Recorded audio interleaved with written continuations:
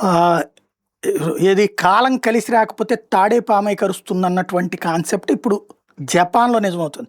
మొన్నటిదాకా జపాన్‌లో ఇళ్ళు దొరికేయి గాదు. ఎందుకయ్యాయంటే చిన్న చిన్న ఇళ్ళు మనకి సోషల్ మీడియాలో గూడా కనబడతా ఉంటాయి. అక్కడ జనాభా ఎక్కువ ఉండి అందరూ పని చేసుకుంటూ రావడంతో అక్కడ వాళ్ళకి అవకాశం లేనటువంటి పరిస్థితి ఉండేది. బాగా తిప్పలు పడేటటువంటి సిట్యుయేషన్ ఉండేది. అయితే ఇప్పుడు అత్యంత కీలకమైనటువంటి వ్యవహారం కథ మారుతున్నటువంటిది ఏంటంటే జపాన్‌లో ఖాళీలు దొరుకుతాయి. ఇప్పటిదాకా చైనా కొత్త ప్రదేశాల్లో ఇల్లు కట్టడం వల్ల అక్కడ కొనేవాళ్ళు లేక రియల్ ఎస్టేట్ డౌన్ అయింది. మన దేశంలోనే మనోళ్ళందరూ విదేశాల్లో ఉన్నటువంటి వాళ్ళకి ఉద్యోగ ఉపాధి అవకాశాలు తగ్గేటప్పటికి మన వాళ్ళు కష్టాల్లో ఉన్నారు, నష్టాల్లో ఉన్నారు.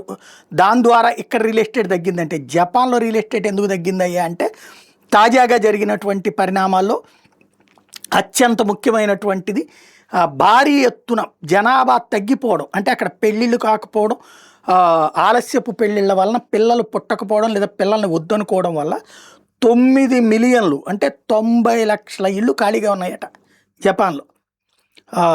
ఇది వృద్ధ పాపులేషన్ పెరిగిపోవడం, వాళ్ళందరూ వృద్ధాశ్రమాలకు పోవడం, ఇట్లాంటి వాటన్నిటి వల్ల కూడా జరిగిందట.